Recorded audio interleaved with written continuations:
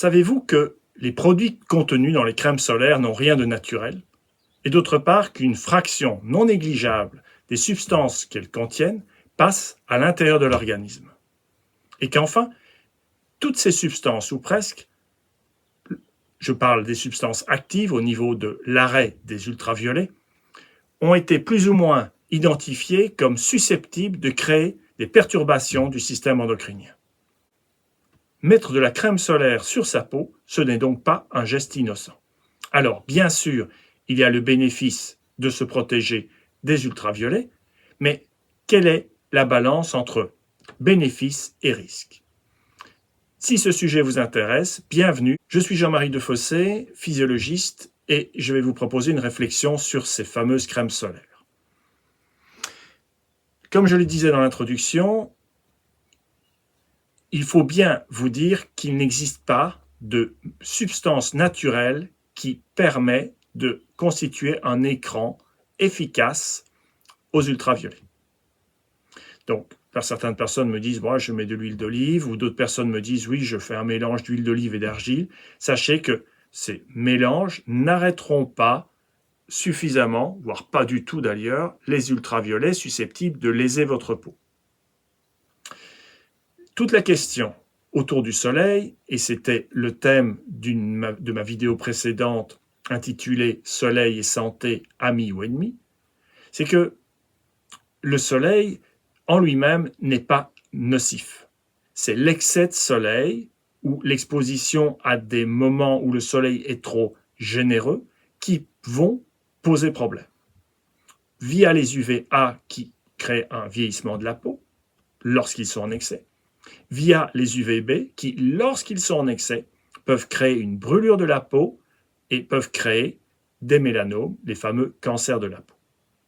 Or, bien sûr, vu la menace, il est tout à fait normal, et vu les messages délivrés, de se dire qu'il faut absolument mettre de la crème solaire. Et je vois des parents qui, avec plein de conscience et d'amour certainement, tartinent littéralement les bras et le visage de leurs enfants. Et cela à répétition durant toute la durée d'exposition au soleil. Je ne vais pas prétendre ici que je suis un spécialiste de la chimie des crèmes solaires. Cependant, je suis physiologiste et je m'intéresse au fonctionnement du corps, et je sais que le corps humain est régulé en partie par un système hormonal très complexe et dont la régulation est extrêmement fine.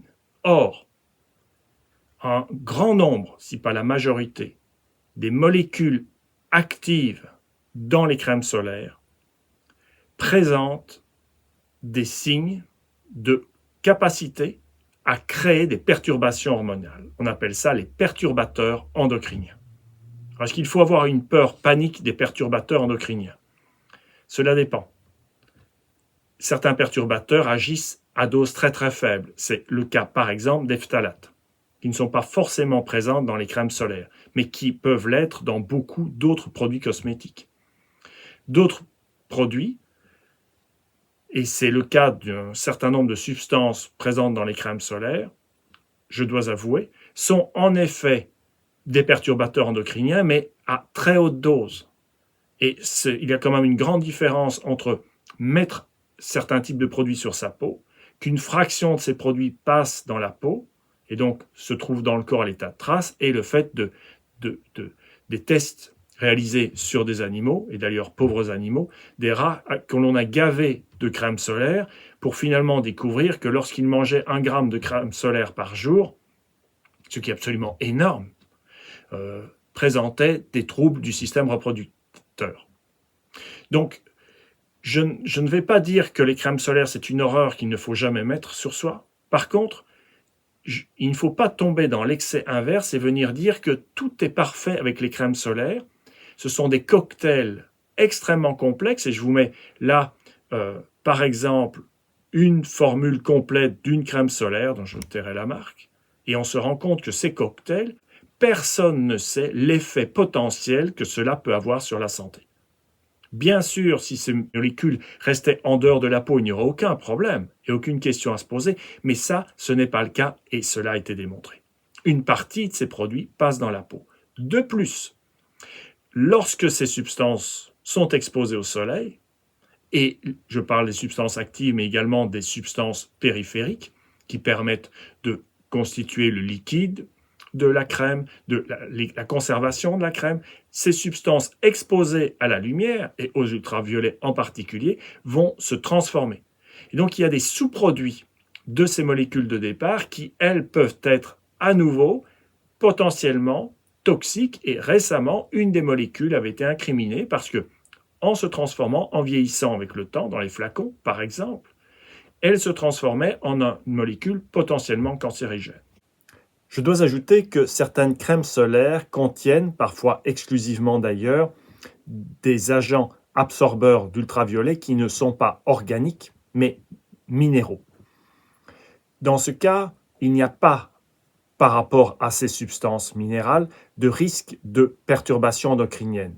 En revanche, les spécialistes nous avertissent du fait que ces minéraux sont alors présents sous forme de nanoparticules qui sont susceptibles de franchir la barrière de la peau et de se retrouver à l'intérieur du corps dans le sang circulant, avec des effets à nouveau délétères pour la santé. Ces nanoparticules sont des particules minérales d'oxyde de zinc ou d'oxyde de titane. Donc, pour moi, mettre de la crème solaire, ça doit être la solution lorsqu'il n'y a pas d'autre solution. Première chose, le corps a besoin de rayonnement solaire. Mais ce rayonnement solaire ne doit jamais excéder les capacités de gestion du corps et concrètement, il ne faut jamais aller jusqu'à la brûlure. Idéalement, il faudrait toujours s'arrêter pour que l'exposition au soleil s'arrête à la moitié du temps qu'il faudrait pour développer une rougeur sur la peau. Alors, cette rougeur sur la peau, elle n'apparaît que lorsqu'il y a excès de soleil, et ce qui est complexe, c'est que cet excès de soleil, je ne peux pas vous donner un chiffre.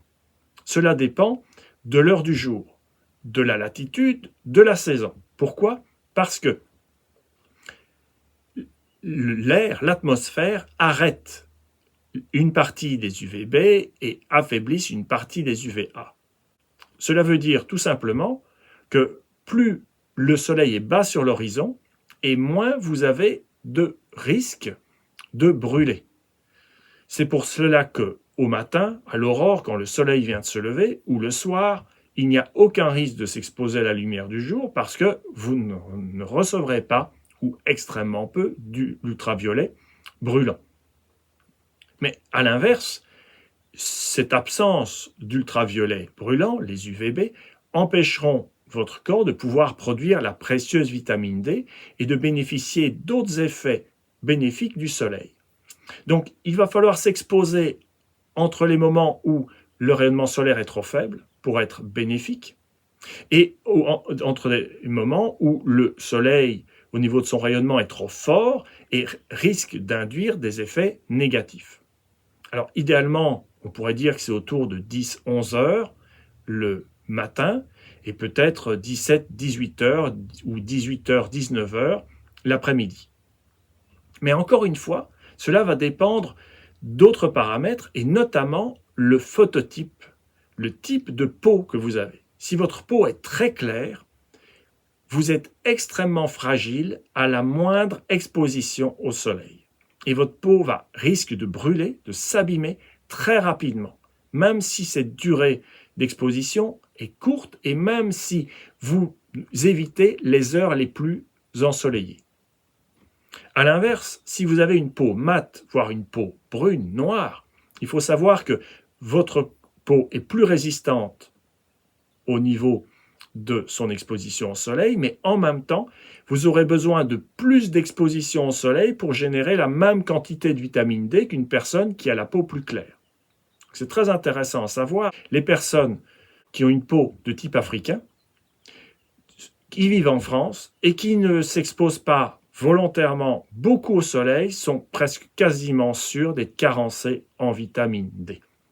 Pour cette raison, parce que leur peau très mate a besoin d'une grande exposition au soleil pour générer cette précieuse vitamine. Le fait de mettre de la crème solaire peut éviter de brûler, mais dans ce cas va encore diminuer les possibilités du corps de produire la vitamine D. Donc, cette fameuse crème solaire, finalement, elle me pose problème pour des raisons de perturbation endocrinienne, pour des raisons de réduction de capacité à synthétiser la vitamine D, et enfin, il faut ajouter que les crèmes solaires sont impliquées dans un problème dit d'écotoxicité, et plusieurs endroits où il y a des coraux, par exemple, ont édicté des lois qui interdisaient l'usage des crèmes solaires parce que ces molécules sont extrêmement actives et perturbent la vie des écosystèmes marins. Donc, au final, que faire? La meilleure protection pour le soleil, lorsque vous avez décidé que votre corps avait reçu assez de soleil, à mes yeux, ce n'est pas de tartiner son enfant avec des cocktails de produits chimiques dont on ne sait rien à long terme. Peut-être qu'il n'y a aucun danger. Mais imaginez que ce ne soit pas le cas. S'il n'y avait aucune solution, tout à fait d'accord, on ne va pas risquer un mélanome, mais ce n'est pas le cas. La solution, la première solution, c'est de mettre un vêtement à longue manche. Et pour les bras, bien sûr, et pour les jambes, un pantalon fin qui va jusqu'aux chevilles. Pour le visage, la solution, c'est de porter un chapeau avec des grands bords. Voilà une protection qui est naturelle, qui n'aura aucune conséquence au niveau chimique, biochimique, perturbation éventuelle du système hormonal. Je ne vois pas l'intérêt de laisser courir l'enfant torse nu en plein soleil de midi, mais pour éviter qu'il brûle, de lui mettre de la crème solaire. Si on veut vraiment qu'il ne brûle pas, pour moi, le réflexe de bon sens, je le répète, c'est de mettre à cet enfant un t-shirt à longue manche et un pantalon tout fin qui va jusqu'aux chevilles.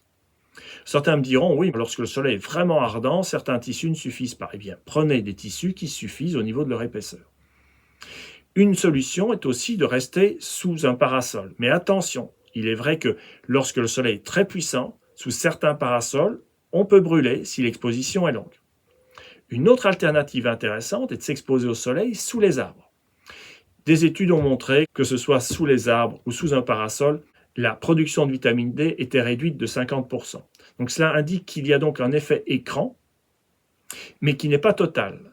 Donc faites attention que l'option sous les arbres ou sous un parasol permet de s'exposer plus longtemps sans risque de brûlure, mais pas forcément pour tous les types de peau. Précision importante. Sachez que les nuages n'arrêtent ni les UVA ni les UVB.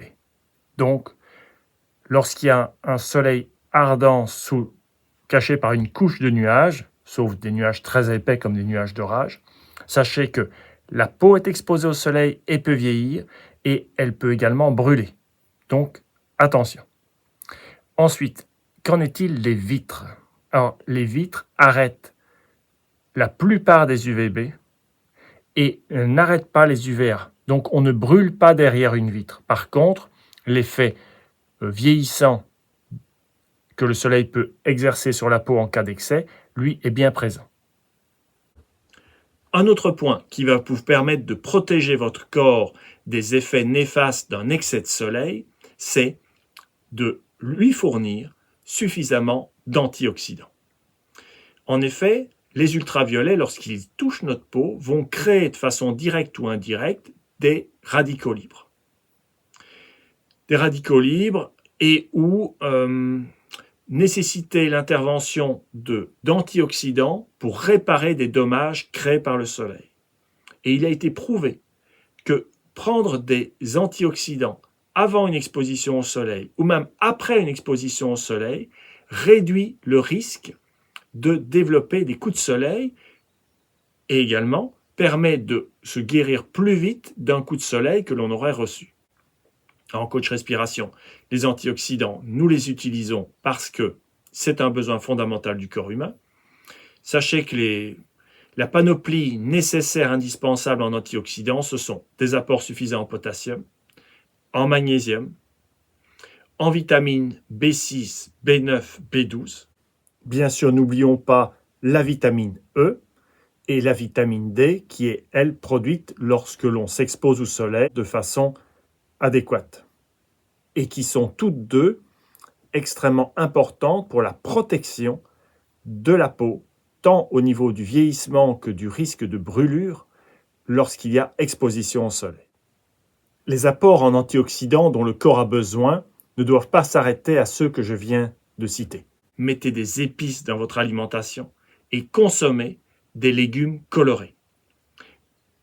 Également, en Coach Respiration, nous faisons la promotion, si je puis dire, de 2 légumes fantastiques à prendre en petite quantité parce que ce sont plus que des légumes, ce sont quasiment des médicaments.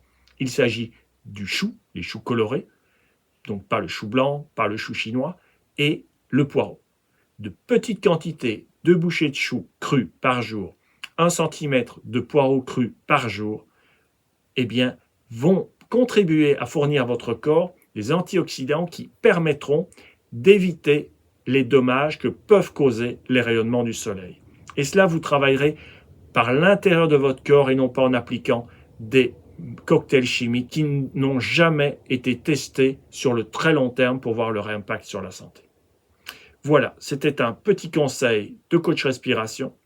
Je vous souhaite de prendre soin de vous, de prendre soin des autres, de prendre soin de notre si jolie planète et à bientôt pour une prochaine vidéo.